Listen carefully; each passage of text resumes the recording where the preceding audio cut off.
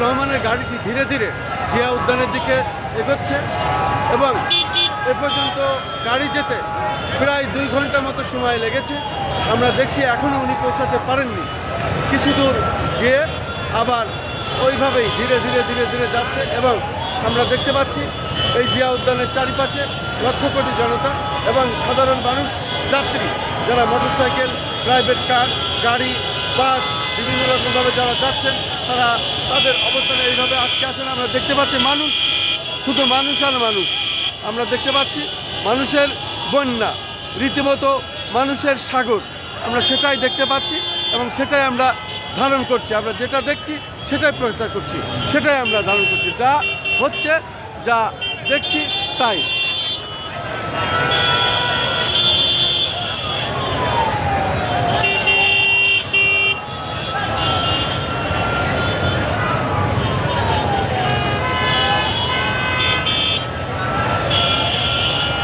ধীরে ধীরে তারেক রহমানের গাড়িটি এগোচ্ছে জিয়া উদ্যানের দিকে, শহীদ প্রেসিডেন্ট জিয়াউর রহমানের মাজারের দিকে। আমরা দেখতে পাচ্ছি প্রচণ্ড মানুষের ঢল এবং এই ভিড়ের মধ্যে মানুষ অনেকেই আহত হচ্ছেন, পড়ে যাচ্ছেন এবং দাঁড়িয়ে থাকতে পারছেন না। এই অবস্থার মধ্যেও মানুষ দেখতে এসেছে, হাত নেড়ে নেড়ে শুভেচ্ছা জানাচ্ছেন এই তারেক রহমানকে দেখার জন্য।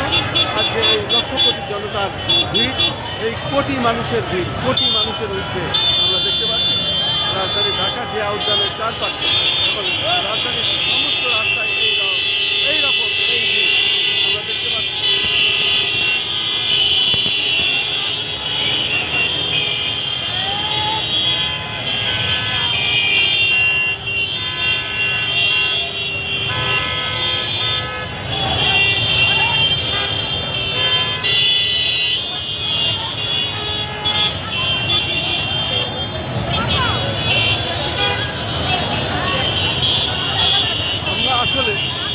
যেটি দেখছি সেটি প্রচার করছি, যেমনটি অবস্থা তেমনটি মানুষ আর মানুষ, মানুষের ঢল, মানুষের ভিড় আমরা দেখতে পাচ্ছি।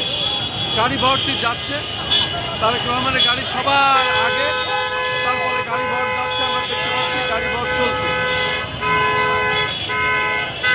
এগুলো আজকের দৃশ্য, সেটাই আমি ধারণ করছি, আমি সেটাই দেখানোর চেষ্টা করছি।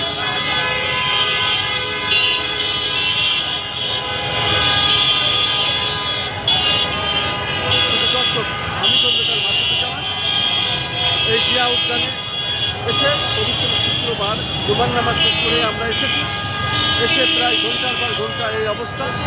এখন প্রায় 4টের কাছাকাছি, এখনও তারেক রহমান শহীদ প্রেসিডেন্ট জিয়াউর রহমানের কবরস্থানে পৌঁছাতে পারেননি। অনেক সময় লাগবে, জানি না কত সময় লাগবে।